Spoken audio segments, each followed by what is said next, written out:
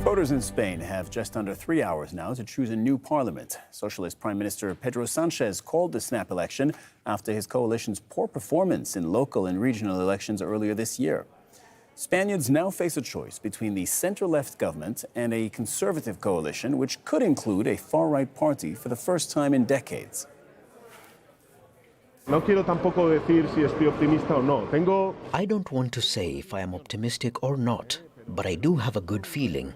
It is the Spanish people that decide today the future and progress of the country. So clearly, if there is a voice that needs to be heard today, it is theirs.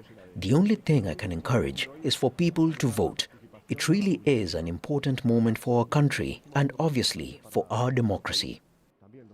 Well, Sonia Gallego is covering the election for us. Sonia, you're joining us from Madrid at the moment. Look, turnout was a talking point, a political talking point ahead of this election because it's a summertime election, and so not everybody is around their polling stations. You have some turnout numbers. What do we know? Well, Cyril, we do know that there seems to be a little bit of an increase in turnout compared to the elections that took place in 2019. Now, this could be, of course, that more people decided to go to the polls earlier in the day because it is, as you mentioned, the first time that this kind of election has happened in summertime since Spain's restoration to democracy in the late 1970s. And, of course, we are also in the middle of a heat wave. So that could have galvanized people's decision to vote sooner rather than later, the temperatures affecting that. But nevertheless, there seems to be a real push to get as many people out to vote as much as possible from both left-wing and right-wing parties, as it has been a campaign that has been fought on ideological grounds. Yeah, how did that campaign play out? Well, it was quite a bitterly sort of divisive campaign with left-wing parties. Of course, the main party, that of the Prime Minister Pedro Sanchez, the Socialist Workers Party, was urging voters, supporters to, if the country wants to continue on what he says is the progressive path that the socialists have taken on, then the voters that would need to vote for him. But of course, he has also made much of the fact that the centre-right party, the People's Party, has been already going into coalitions at a regional level with the far-right Vox Party.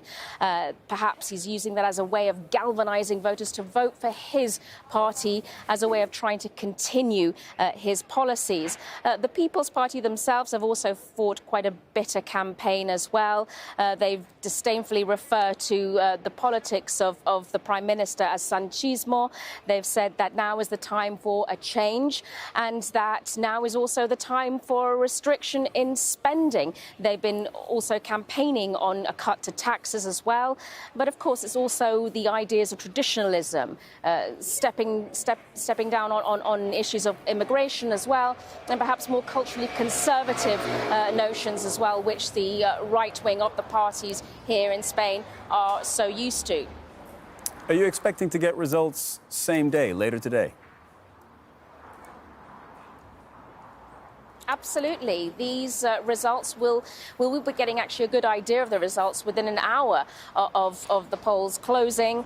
They come pretty quickly. It's an electoral.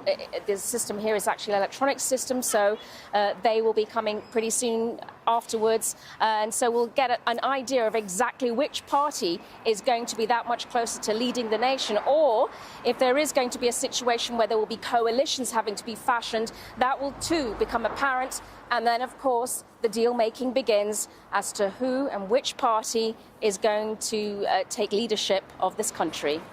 All right, great stuff. Sonia Gallego reporting from Madrid. Thank you very much.